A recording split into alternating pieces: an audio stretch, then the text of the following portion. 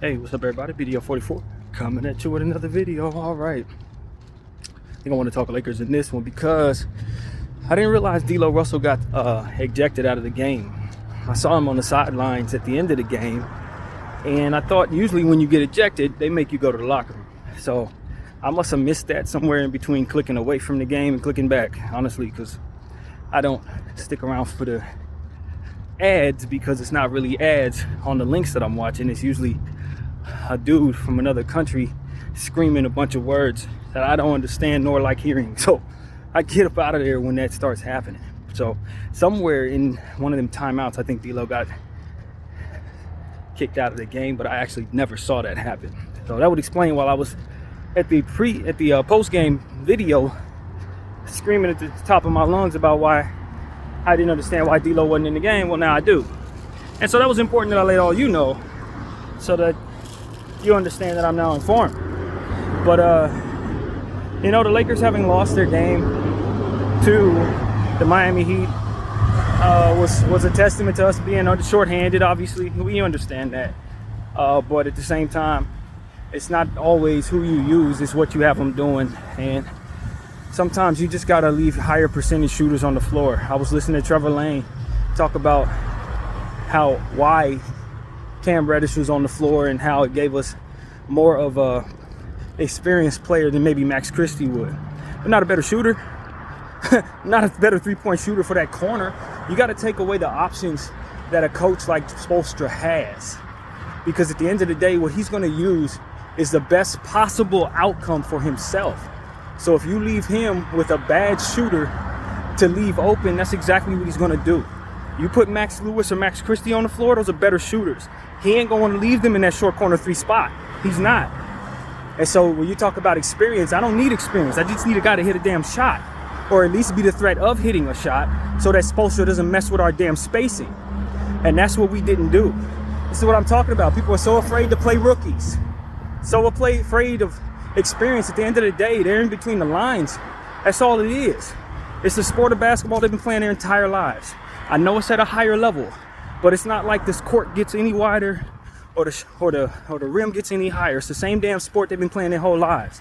Stop treating rookies like they're not professionals, especially when you're playing the percentages of shooting. It doesn't make any damn sense.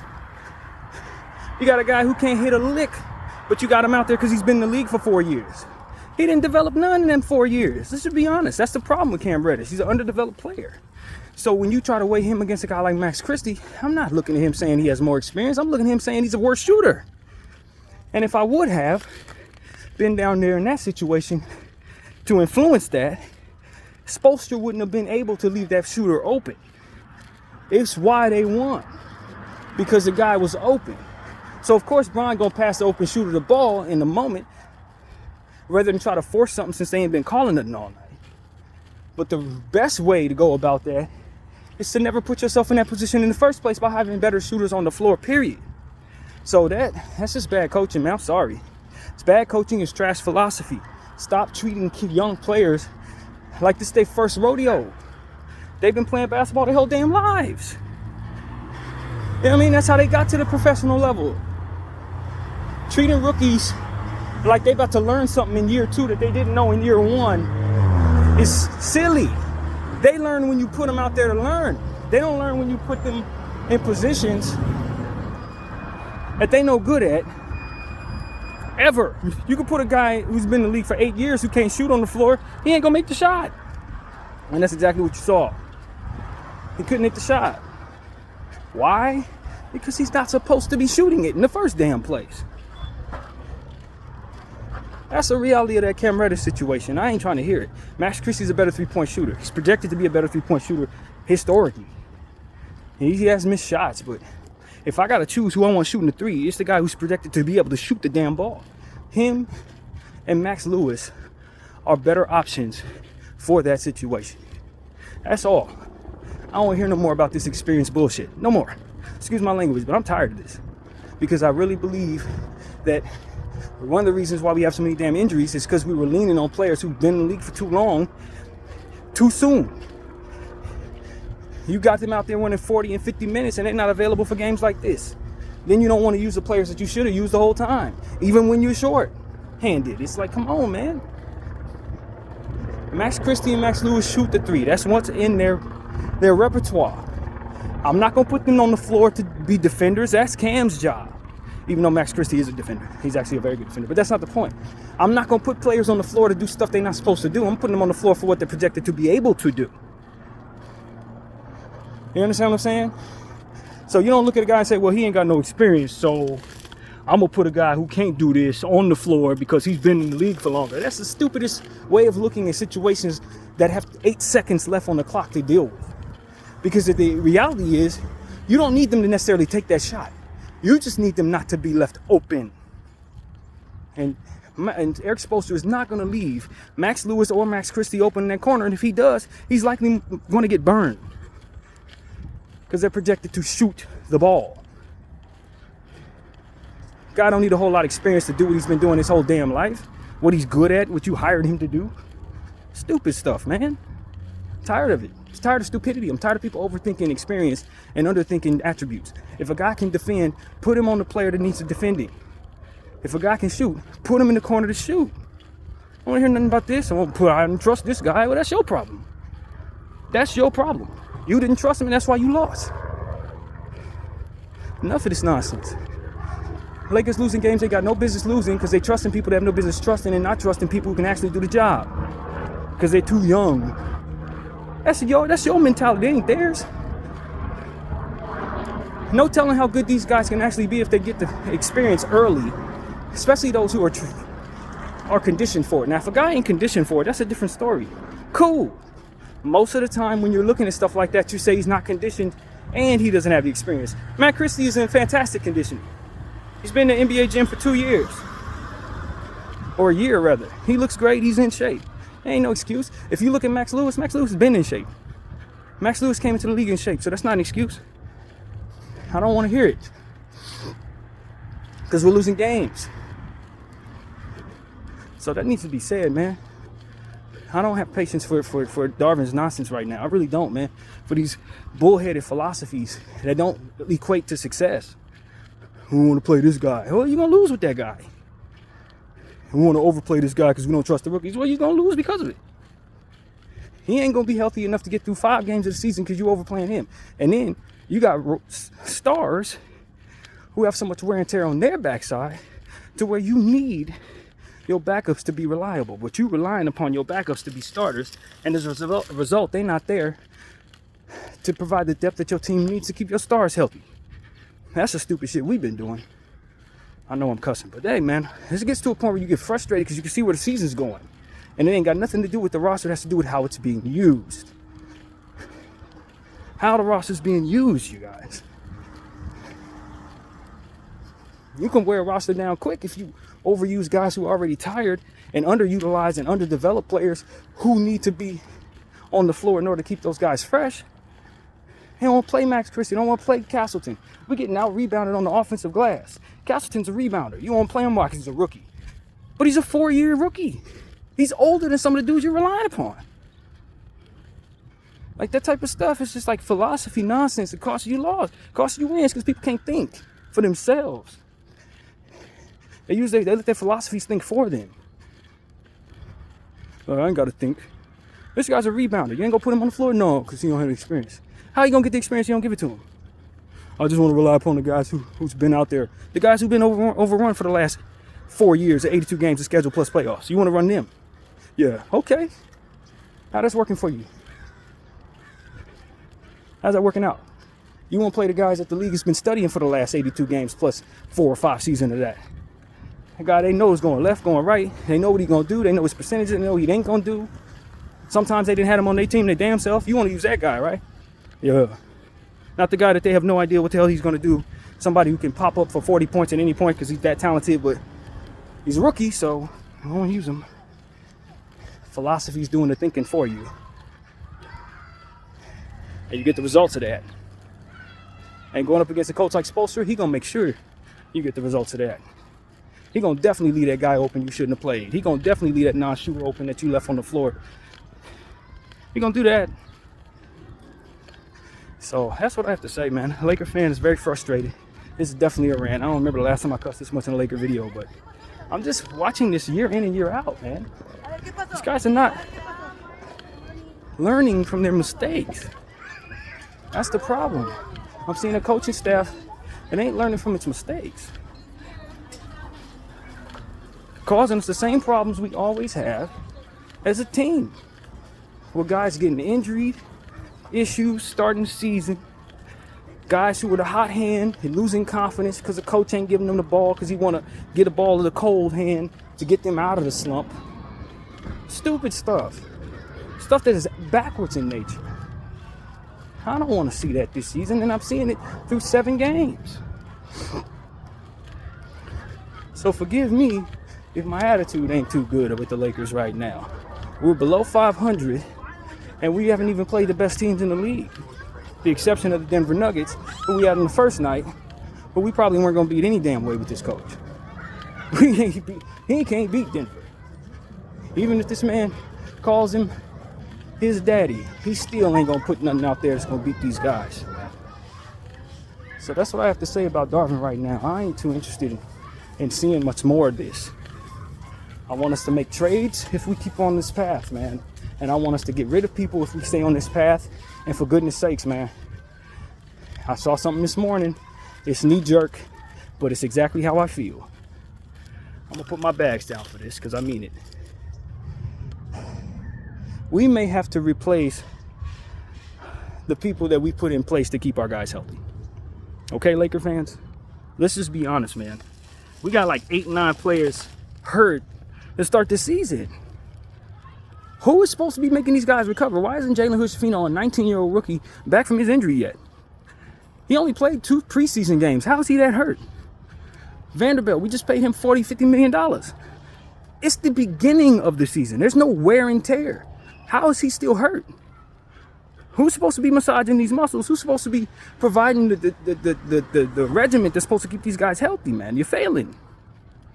Can I say that? You're failing? When everybody's hurt at once.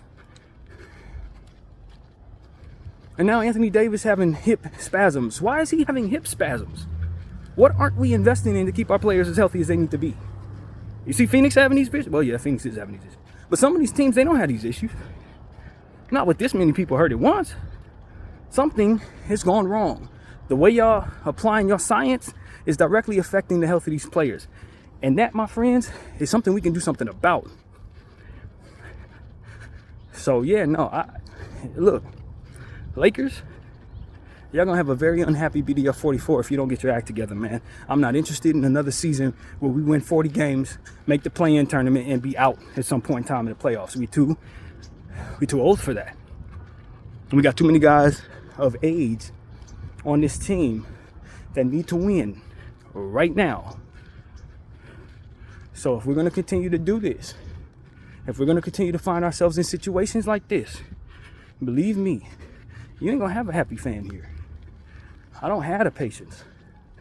I'm not interested because I already know what 7 losses, 8 losses can be for the beginning of your season. Starting off 500 and trying to fight your way back. We did that last year. You saw what it did for us. We weren't very good. And we found our way to the Western Conference Finals, but still couldn't win a single game when we got there. Enough. Invest in some people who can keep these guys healthy. Invest in some players who ain't worn down to the point where they can't even play the first couple games of the season.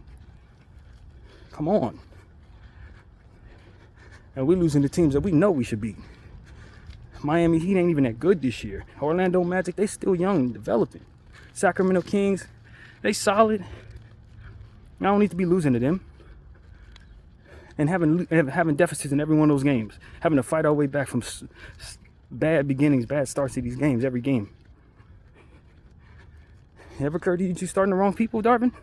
And that's why your game's starting off slow? That's why you always down and have to fight your way back in? It's because you're starting the wrong people, man. Any more Christian Wood out there. And use the young guys, man. Put Castleton on the floor. You know, we got to put some players on the floor that we know can do the job. Don't put Cam Reddish in that situation.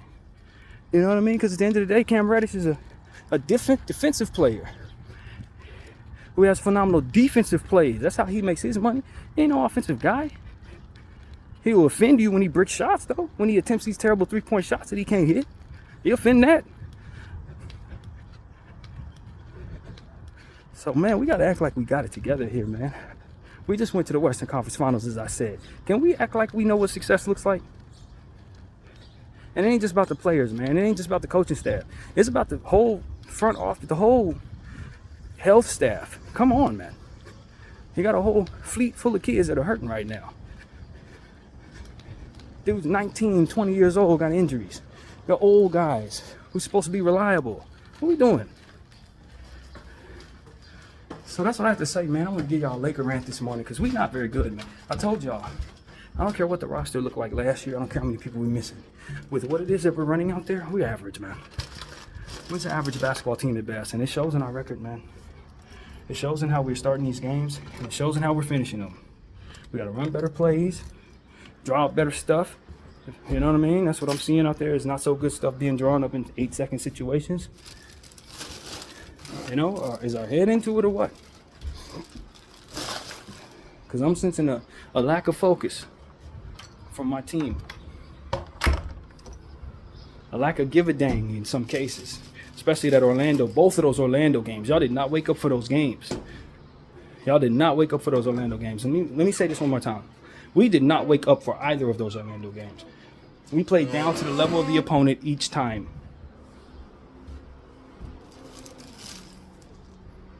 Happened to win one of them. Definitely got blown out in the second one. And our defensive rebounding is atrocious. Which is why I keep calling on the name of Castleton. Because I know that's what he does for a living. He rebounds for a living. 23-year-old rookie, something like that. He ain't no youngster. I mean, he's young in the grand scheme of things, but not in comparison to a guy like Jalen, who you must wait on and all of this other stuff. No. That ain't what's going on down there. Play Castleton, man. And what about Demoy Hodge? He's a catch-and-shoot guy. Even though I don't know that he's very consistent at all. He's more of a true rookie, in my opinion. But he's going to make defensive plays just like, you know, what's his face? My guy, Cam Reddish. He's going to make defensive plays. That's what he does. So if you want defense and the ability to catch and shoot, he's probably a better option. Just being honest with you. And we ain't talking about no experience nonsense. I don't care about no damn experience. Everybody's been playing since they're 5. Everybody has experience playing that sport. That's why they're there.